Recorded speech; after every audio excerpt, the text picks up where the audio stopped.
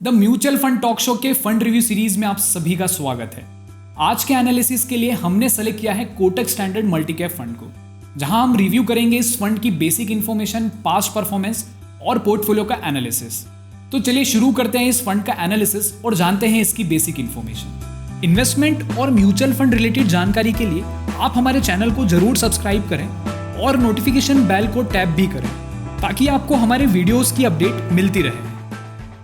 Kotak standard multi cap fund पहले Kotak select focus fund के नाम से जाना जाता था। अब ये मल्टी कैप कैटेगरी का फंड है। ना केवल ये कोटक एएमसी के टॉप परफॉर्मिंग फंड्स में रहा है, बल्कि कैटेगरी में भी लास्ट 5 ईयर से टॉप परफॉर्मिंग फंड की लिस्ट में रहा है। कैटेगरी में अच्छी परफॉर्मेंस के साथ साथ रिस्क मैनेजमेंट भी अच्छा है।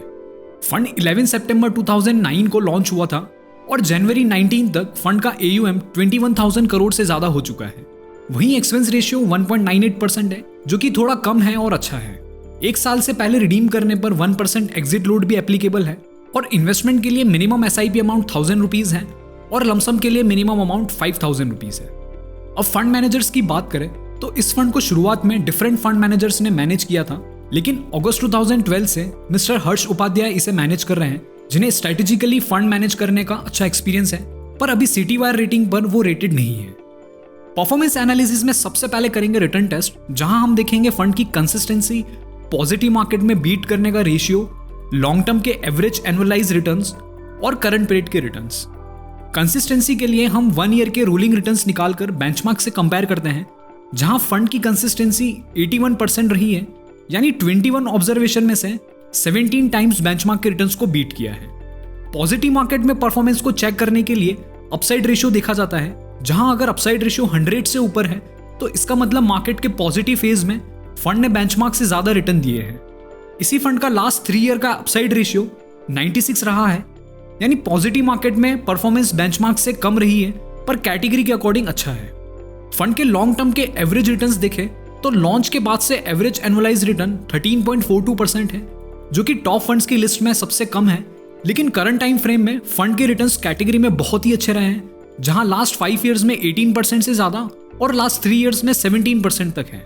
फंड की कैटेगरी के अकॉर्डिंग कंसिस्टेंसी और करंट पीरियड के रिटर्न्स देखकर इसको 5 में से 3.75 का स्कोर मिलता है। अब बात करते हैं फंड के रिस्क पार्ट की, जहां इस टेस्ट में हम चेक करते हैं फंड की इंटरनल वॉलेटिलिटी, मार्केट के साथ वॉलेटिलिटी, नेगेटिव मार्केट में फंड का डाउनफॉल और रिस्क मैनेजमेंट।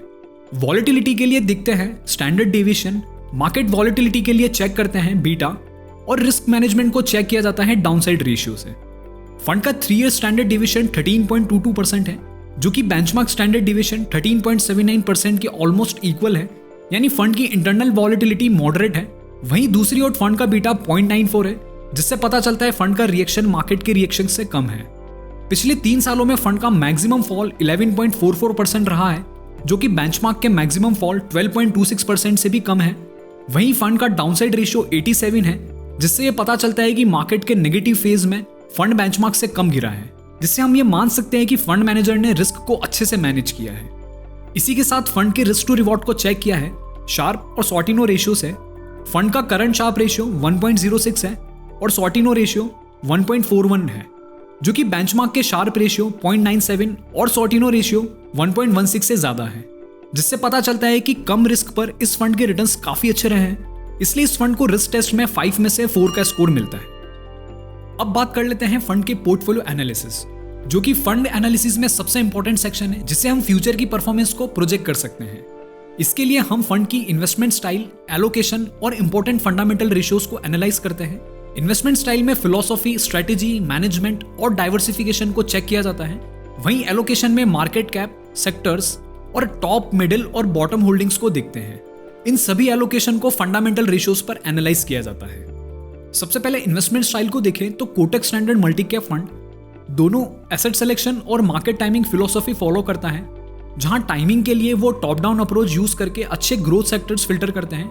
वहीं अच्छे फंडामेंटल्स, क्वालिटी और ब्रांड जैसे फैक्टर्स पर स्टॉक्स का चयन कर डाइवर्सिफाइड पोर्टफोलियो में इन्वेस्ट करते हैं। फंड की स्ट्रेटेजी वैसे तो ग्रोथ ओरिएंटेड नजर आती है, लेकिन रिस्क को चेक करके बोल सकते हैं कि रिस्क मैनेजमेंट पर भी फोकस है। फंड का मैनेजमेंट एक्टिव है, जहां स्टॉक्स की एंट्री और एग्जिट फ्रीक्वेंट रहती है।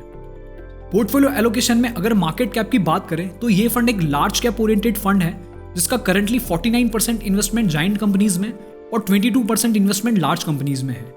इसी के साथ मिड कैप कंपनीज में एक्सपोजर 20% है और स्मॉल कैप में 1.42%, जो कि बहुत कम एक्सपोजर है। यानी मार्केट कैप वाइज इन्वेस्टमेंट का एक्सपोजर मेजरली बड़ी कंपनीज में है। और सबसे अच्छी बात है इनके फंडामेंटल रेशियोज, जहां सारे ही मार्केट कैप में अर्निंग्स और सेल्स ग्रोथ काफी अच्छे हैं और साथ ही वैल्यूएशंस भी कैटेगरी के अकॉर्डिंग अच्छे हैं, जो कि फ्यूचर में अच्छी परफॉर्मेंस के लिए सपोर्टिव इंडिकेटर है। सेक्टोरल एक्सपोजर की बात करें तो ये fund currently banking, oil and gas और कंस्ट्रक्शन सेक्टर में ओवरवेट है, जिनकी फ्यूचर में अच्छी ग्रोथ एक्सपेक्ट कर सकते हैं। वहीं दूसरी ओर आईटी, ऑटो, मेटल और फार्मा जैसे सेक्टर्स में अंडरवेट है। इसके अलावा कंज्यूमर नॉन ड्यूरेबल सेक्टर्स में मॉडरेट एक्सपोजर है।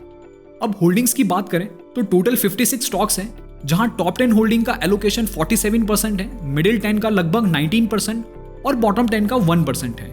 यानी फंड का एक्सपोजर टॉप और मिडिल होल्डिंग्स की परफॉर्मेंस पर डिपेंड रहेगा। अब इनके एवरेज फंडामेंटल रेशियोज की बात करें तो टॉप 10 होल्डिंग्स और मिडिल 10 होल्डिंग्स की अर्निंग्स और सेल्स ग्रोथ भी मॉडरेट नजर आते हैं, साथ ही वैल्यूएशंस भी अच्छे हैं।